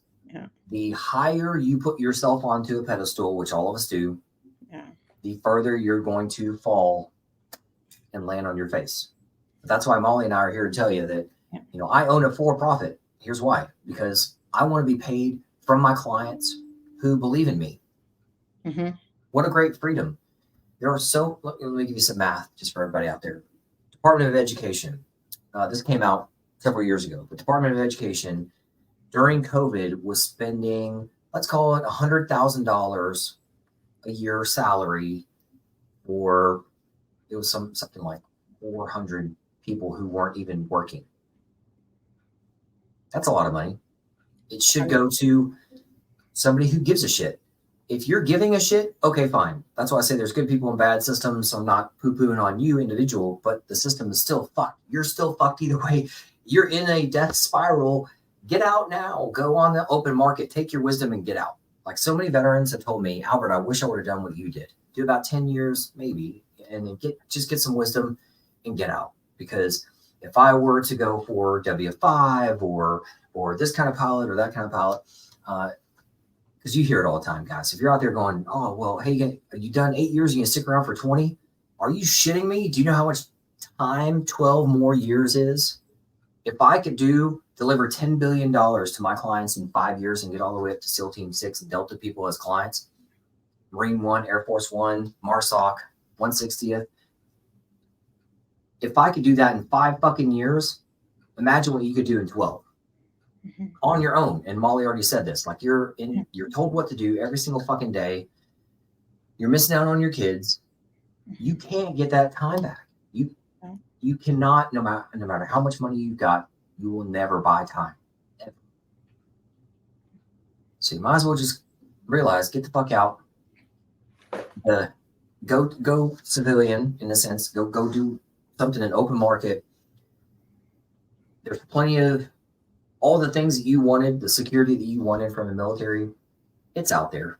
You just have to be surrounded with the right people and have the right mentors who do have the right plans. And yeah, you may have to spend some money on it, but you're going to get a fuckload more money back. I didn't even really care about money until I had staff. It sounds weird. I have 5 kids and a wife and been divorced and all this kind of stuff. But when you've got people working for you and they've got family and they're buying new stuff and they're going on trips, it is a completely different world. And I'm just some dude in his zip-up hoodie, you know? I mean, delivering $10 billion to my clients. So you are the change. You are that person. Go do it. Nobody's going to come in and tap you and wake you up and tell you to do it. You have to be internal first, but just now that's why we're doing this. So you can see Molly and me and other people out there who are really, truly going, hey, let's fucking do it. Let's do it together. Let's be a force multiplier for good. So, you know, what's crazy? I told Molly this was going to happen. An hour goes fast. We're already an hour and a half in. And so things happen quick. But what other things do we not know about you that you want us to know? What other things are you doing that we haven't been able to chat about? Yeah, absolutely. So I wanted to also share about, I just wanted to share one of the quotes, as I was changing from working in the corporate world, because as I got out of the military, I had so many administrative skills. So I had transferred those over to working in a paralegal capacity, Albert. Mm-hmm.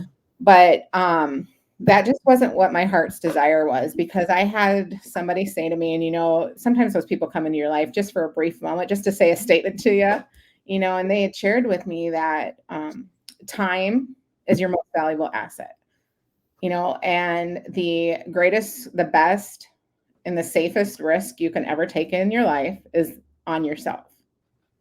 So they shared those 2 pieces of wisdom, and I was like, wow, those were like $1 million pieces of wisdom that someone took just a moment to share with me, because those have moved mountains for me, just those 2 things. And so, and so I took that and in my legal kind of capacity of a paralegal background, and I created my own coaching program, my Valiant Personal Coaching for female veterans, and also for just female women in general, and what that looks like as far as transitioning and getting from surviving to thriving. So my goal, and what I can guarantee you, is that I will get you from where you're at today, which is surviving, to thriving. And I can do that because I've been there.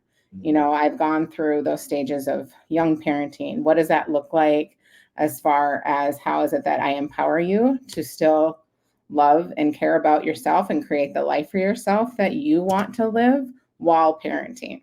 Because for women, a lot of times we forget about ourselves during that journey. And then all of a sudden our kids get to be teenagers, or all of a sudden don't, need us as much. And then we're like, well, what is it that I do with my life? Who am I anymore?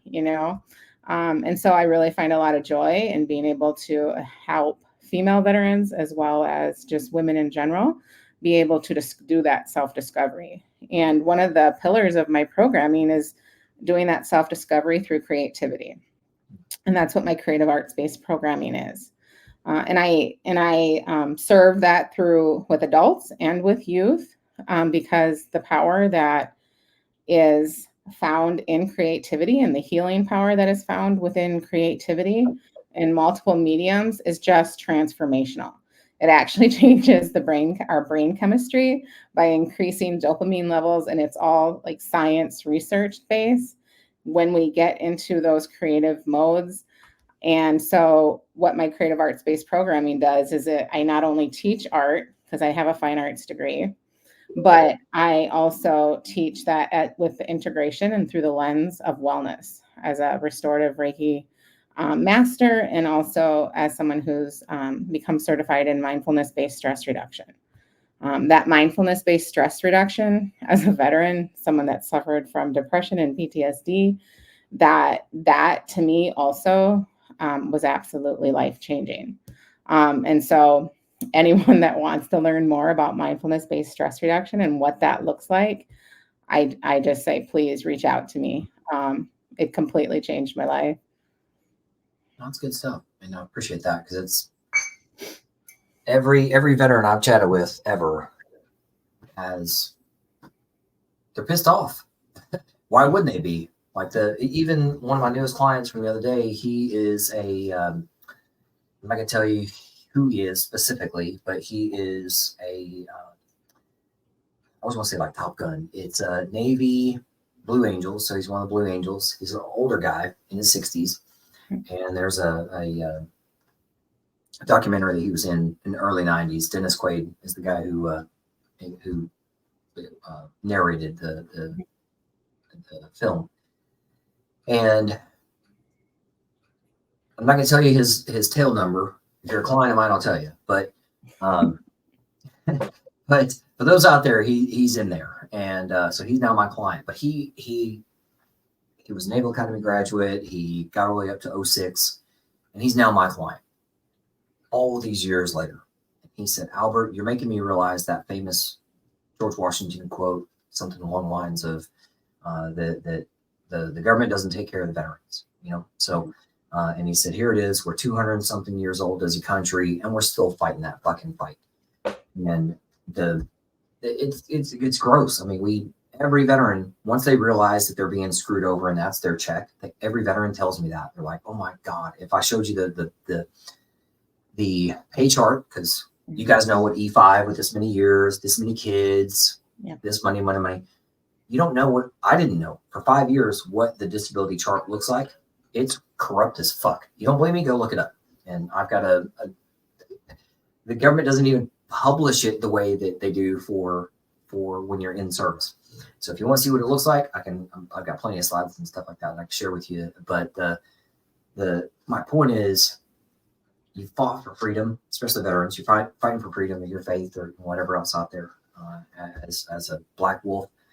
And then you find out that although we live in America, there's been evil the whole time. It's been way bigger than what you have ever thought. And you get like this awakening of like, oh my God, almost everything that I've ever heard ever in my entire life has been a lie and is evil. And I'm now in a different world. You have to go, what else is out there? So I'm telling you, like I'm drinking out of a copper cup. Anybody know why? Drinking out of glass from a filtered thing. Anybody know why? Because I don't want to drink out of fucking plastic. It's insane the crap that's injected into us, and the public information of what are chemtrails, what are all kinds of whistleblowers who go missing, and we're not alone. we're not alone. We are being attacked from all angles, from above and below. Like somebody brought this up the other day. Again, just somebody I watch, but they were talking about, people talk about chemtrails and things that are above us, but they don't talk about the ground. Why not? What's in the ground now that we now know, wink, nod, what's in the ground that are owned by all the same companies. But people are fighting for, let's say the government's out there fighting for climate change and grizzly bears and polar bears and ice and stuff like that. But nobody's talking about the farmland. Mm-hmm. Where is the farmland now? What is the dirt? What's the soil content? What is the root structure? Nobody's talking about that stuff. Now we are. So the more you know, the more you know. And then you got to go from there and go, all right, what's next? Mm-hmm. Higher ups want us to just know bullshit. Get back in there. You stay in your little hole. But now that you know, you're going to be like, no, let me out. We're going to fly and soar, do other cool shit. So, because there's plenty of abundance out there, folks. If you want your little slice of pie, there's so much money out there. Money is, to me, fake. It's free. Another F word. It's fake and freedom. Money is fake. Yeah. But it does allow you freedom. The freedom of, hey, Molly, do you want to fly down to Indianapolis? Then we can fly to Tampa just for the hell of it. Yeah. Right. That makes it easier. So you've earned your abundance. You are guaranteed your abundance by God. But you have to get off your own fucking ass and go get it. And that's why Molly and I are here to go, wake up, you. The things that you want are yours, but you got to get up. You got to get out of fucking bed. And I'm not going to wake you. I'm not going to pat your little bottom all the time. You got to get the fuck up. So, Molly, we're coming up on closing time here. And actually, I do have another week after here shortly. Sure. And just, what else is missing? What else are you talking about? Sure. And the one other thing that I always share with folks or people that are thinking about entrepreneurship, is that it's so, the gifts that you have to share with the world, it's so worth getting past your own fears of making that change, and that's why you are here, why I am here. Like we're here to help you with that, because we can only make the world a better place by sharing those gifts that we have, to share with the world. But I don't know about you, but for me, it took me a while to get past those fears, the fear of unknown, the fear of, just of doing something different, and it was just, it's just so worth it though. Being an entrepreneur, being able to help veterans every day. I'm an active member in the VFW and the American Legion. And I do the honor guard here in Minnesota. And so really, I just encourage folks, and especially veterans, just to not be afraid to reach out or to ask for help. Like, we're a community. We were on the battlefield. We were in whatever area we served. So don't, I encourage people to still lean on that community for that support.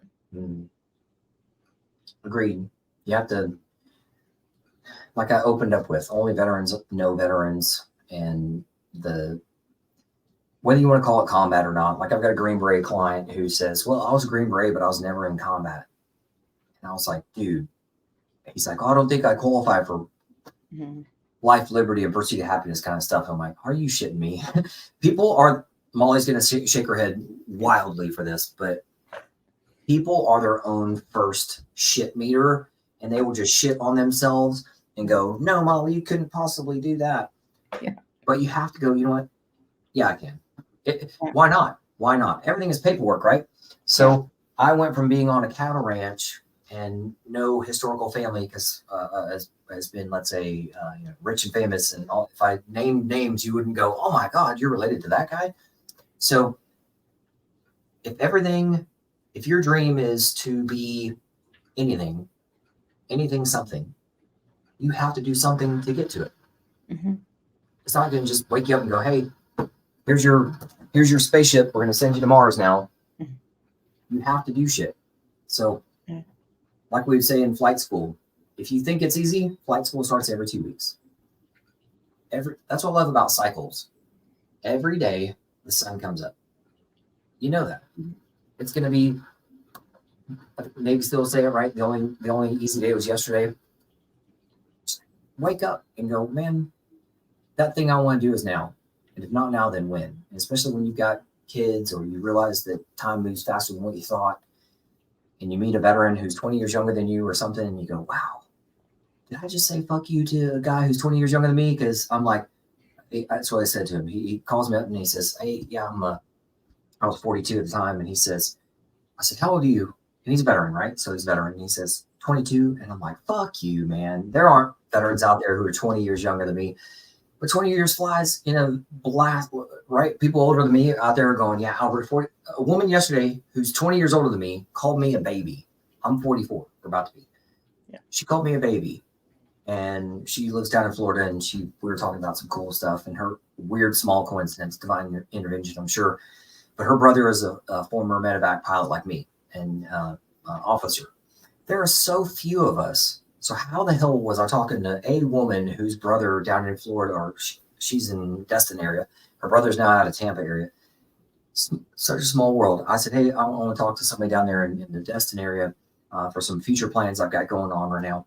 And the one woman who called me back is a lady who calls me a baby because I'm 44. You got plenty of life left in you, baby.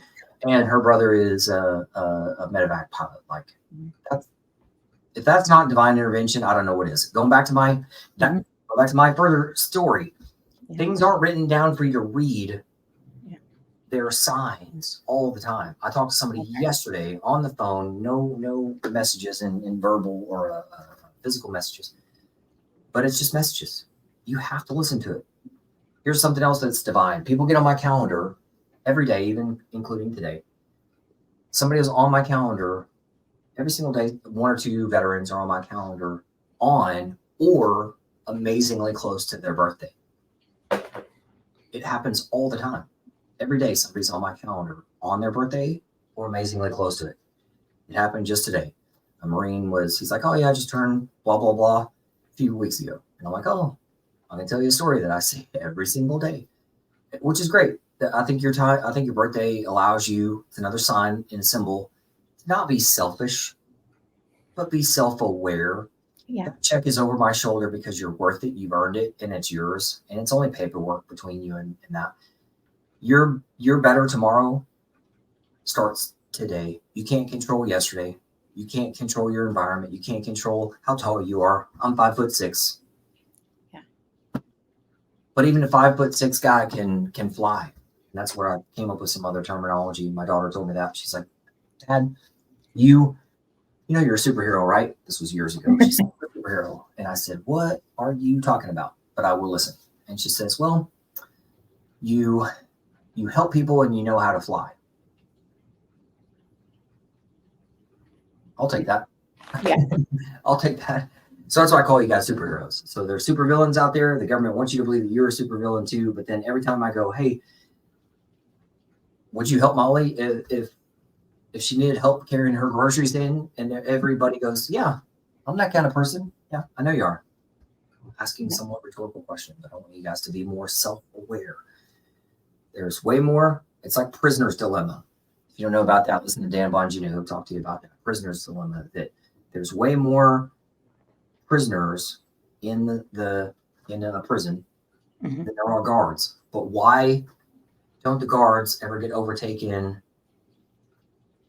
by the prisoners? Because the prisoners don't trust each other.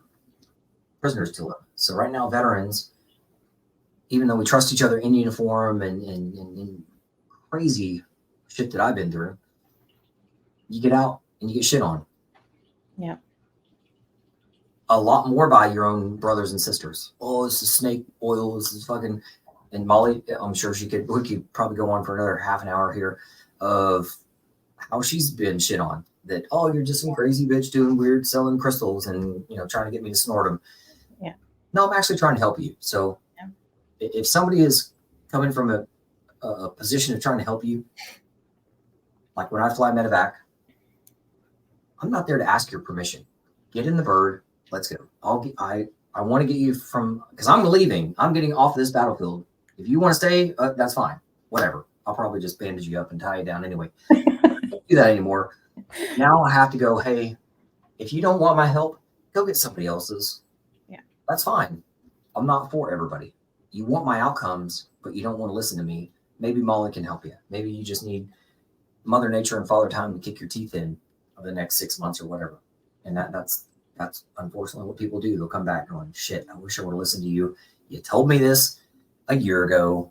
I've had your buddy or some people out there go, Albert, my buddy's been talking about you for years. And I just now learned about, or just now coming to you because I'm an idiot. And now we'll work with you. So people have to go through their own process. All you can do is let people know what their value is and let people know that it's their turn and can't get money and time back. So if not today, when? when is it going to be okay for you to do this? So what else you got, Molly? Yeah. So that you said that absolutely perfectly. So and if there's women out there and women veterans specifically, that would like assistance and that need that assistance and things aren't working, they can go to my website, book an appointment with me. I'm happy to have a consultation or to work one-on-one with creative arts-based programming. My services are virtual as well as in person here in Minnesota. And so, yeah, I'm just here to support the veteran community. And so I've so appreciated being able to get to know you, Albert, and to be able to be on the podcast today. Me too. It's crazy, right? Even one-on-one, 2 hours goes by so fast. Always does. Everybody doesn't believe. They're like, oh, do I block out 2 full hours? I'm like, yeah, you just wait and see. You'll start leaning in and going, wow, this is cool shit.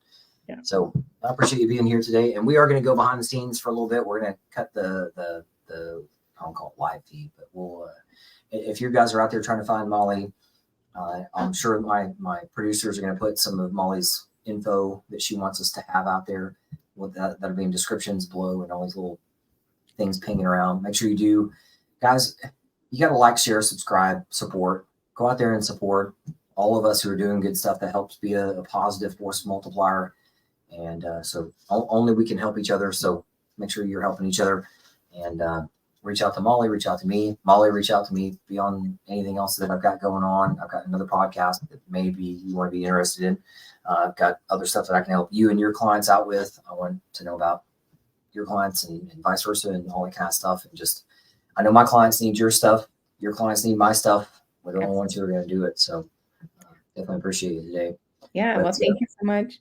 My pleasure. Definitely. So we're going to take about another minute out here in public, and then we'll do some behind the scenes stuff with just she and I going, and we'll use that for some other marketing materials and everything. But yeah, we appreciate you guys being here today. And something else I was going to say to you. Anything else from you, Molly, or anybody else? Yeah, not that I can think of at the time.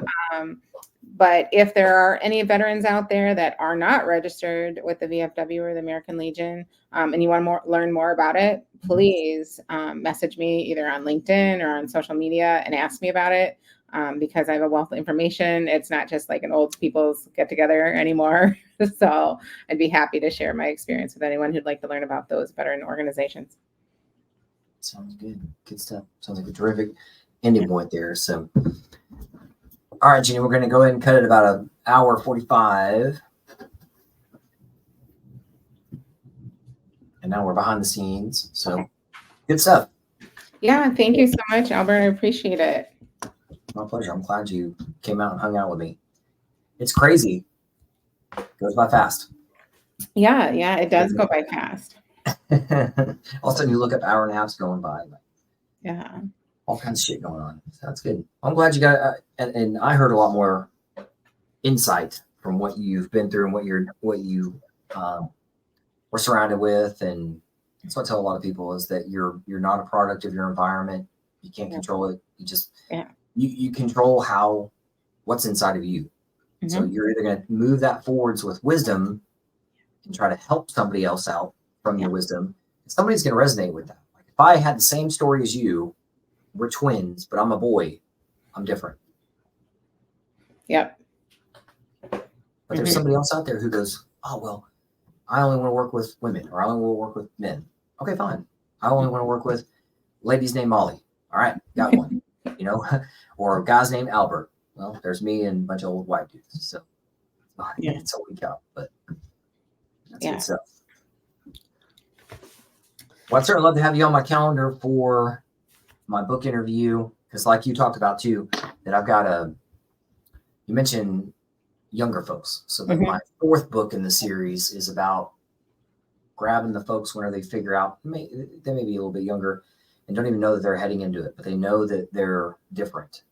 Yeah. So is it lemonade stand at 7? Is it mowing yards at 14? Is it elite level kind of athlete, younger, just somebody who knows, all right, I am something, just like with the military. When you go into the military, there has to be a coming out. Go into the military, you got to come out. So if you're entrepreneurial or a black wolf, black wolves are going to see it and go, hey, let me help you. Let me guide you. Here's a book called whatever on helping people at your age and what you're doing. And it's a good thing. So don't worry about being a good test taker based off of the state tests. Just are you doing good things? Are you good at outdoorsy stuff? Maybe Boy Scouts aren't for you. Maybe it's something else. Maybe it's the military. Maybe it's flying. I don't know. I wish I had somebody mentoring me and guiding me earlier, but. Well, yeah. And the other interesting thing that I know with my business is that I underestimated the certification process. I don't know what it was like for you, but trying to work through my service disabled veteran small business certification, I thought I was right back into the military. The same red tape, the same process, basically. So let me ask you this. Are you aiming for government contracts? Because it's easier if you're not. If you are aiming for government contracts, you have to be at like what you said, bureaucracy and all that kind of stuff. But like, I am a service disabled veteran. I'm a small business owner. So therefore I am that. And so I met with a guy who does the training, and they do it up in Michigan too. So I just happened to be at a networking event here in Indianapolis. And I asked him about it. I said, do I need to have the more red tape version? And he said, if you're not aiming for contracts, you are who you are.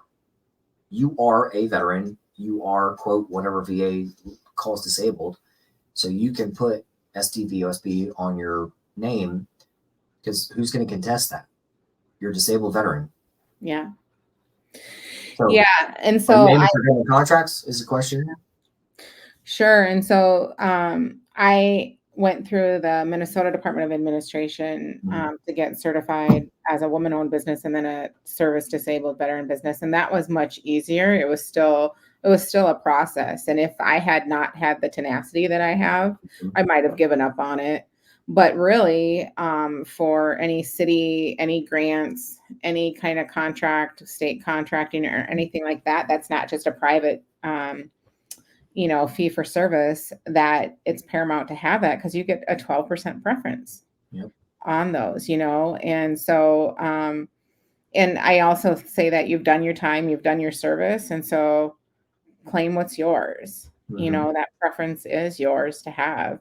I wanted to get my service disabled veteran small business so that I could work with the women on the Air Force base that's here. To be able to bring my mindfulness program and to be able to teach my MBSR on a day, like for a class, because they have a resiliency program there. And I'm not able to participate in their resiliency program unless I have my my service disabled veteran small business. So let's say there's a fence. On this side of the fence is like legit. You're driving up, there's the gate. Now you're trying to get on base. So if you're just standing right out front of base, you're still off base, right? So couldn't you, that's why I'm a for-profit. I've been on boards of nonprofits. I've been on committees and events and all this kind of crap, and young professional, whatever the fuck. And what I learned early in life is nobody gives a shit. Somebody else out there is getting paid their money to create other barriers. Yeah, that's true. Couldn't you, or could you, I'll turn it that way, could you set up your own damn shop as you're doing right now and be even online. Like I was super networked, and although I didn't aim to go, hey, when I started doing what I do 5 years ago, I didn't go, you know what, who I'm going to aim for? The deadliest humans on earth. That wasn't my business model. I just want to help veterans. And this was right before COVID started. So this was in 2019, fall of 2019. And I'm, although not from here, I'm a networker. So I'm very well versed in Indianapolis area and veterans and stuff. And I was like, oh, I'm going to just kill it because there's so many veterans. And I'm going to go to all kinds of events and do all this kind of shit. Well, but again, I'm a dad, so I don't want to go waste all my time. So COVID hits and I turned everything online. Mm-hmm. And I just networked online. I was a pilot. You know, you're a woman who did badass shit when you're younger, and people they may not take that fully and go, wow, Molly did a thing 15, 20, 30 years ago. I love her. I'm going to spend 10 grand on her. But they go, you know what? I appreciate that. And let's move forward. Let me get to know you better. And that's why I do a podcast, is I want people to get to know me better. If you don't know me, get to know me. Before you spend money, I told a woman, no, don't spend money on me. She said, Albert, I want to pay you today. I want to work with you. You've worked with my friends. And I said, yeah, but you haven't been to an event of mine yet. You don't know me yet. And I don't want to take your money. And then 6 months later, you're bitching at me, or it could be worst case scenario. You're bitching at me because you didn't like me after 6 months and you didn't know I was this kind of personality. So I said, just get to know me a little better. And I said, I want you to do 2 things. Sign up for 2 things that I've got going on next week. And she did. And I said, I will not take your money until after you've been there. And then after that event, the second one, I said, all right, let's do this. I want my clients to make a decision. They're worth it. I'm worth it. But I want it to be right for both of us right here. Not maybe a little bit. So when you have enough confidence in what you're doing, not you, but the general. Have enough confidence of who you are and what you're doing. Money's not an object, because people are going to go, anybody who makes money wants to help other people make money. Yep, absolutely. If it's worth $10 million to me, I'll probably spend $1 million on it, getting it. It may not happen instantly, but the inverse too. If people think it's free, they're going to treat it like it's free. Are you truly helping them? So that's why I say, is regardless of the money aspect of it, of who is given what when, is it working? Is it really working? I've networked with so many true blue, great people, but I'm the only one who's still 5 years later saying that I've delivered $10 billion. Yeah. And SEAL teams keep coming to me. The deadliest humans on earth are my clients. They keep coming to me because I fucking deliver every single day. This is not an easy thing to do. No. Nor should anything be. So anybody out there, you included, Molly, just keep fucking driving. Just keep, if you hear a no, create a yes. And just be liquid. If they say no, you can't get inside the gate. Well, you didn't say I couldn't outside the gate. Yeah. Why not? You don't have to go through all the bureaucracy to get on base. And then now you're a subcontract to a subcontract to a subcontract, so nobody even knows who you are, and you're restricted. Like me, I've got full freedom. I'm a little speedboat. I can do whatever, whenever, and nobody can tell me no. If you get a government contract with, let's say, TAPS or whatever, and they go, well, Molly, you're only teaching one class, and you're only going to do this, and we're gonna pay you $1 million to do that per year. And you may go, you know what? Okay, I'll take the $1 million for a couple of years, but like, am I really helping? Because that's why I'm doing a podcast now. People, I say this all the time now. If you're just now hearing about me, shame on me, because I was too much of a quiet professional. I was a bad medevac pilot. If you call me as a medevac pilot, I should answer and go, Roger that, moving. And have force multipliers. So I now, as of April, have created force multipliers. Podcast, my staff do things now that they've never done before, because I only am me. I can't duplicate and go, hey, you know what, 20 clients I want to help per week. That's only me. Now, if every staffer of mine can help 20 clients do some just onboarding stuff, not some onboarding stuff, then doesn't that help more veterans? And doesn't that compound that and compound it and compound it? Yeah, That's all I want to do. I want to do good a million times over. I can't do it by myself. It's impossible. So Yeah. Well, yeah. So I would like to be able to send you over my website so that folks can just website. email that over to me. Yeah. And you should have my email. I know Jenny's been in contact with you. So yeah, email that over to me /Jenny, and we'll make sure all the stuff's in the right place. And Yeah. So I just know that I really appreciate you. I appreciated the candid conversation, and thank you just for reaching back out to me after I contacted you. So I just really appreciate your time. my pleasure, definitely. And you too. Let's just keep it moving forward. Let's do more and more and more, partner and all the good stuff, you know? That's all we can do.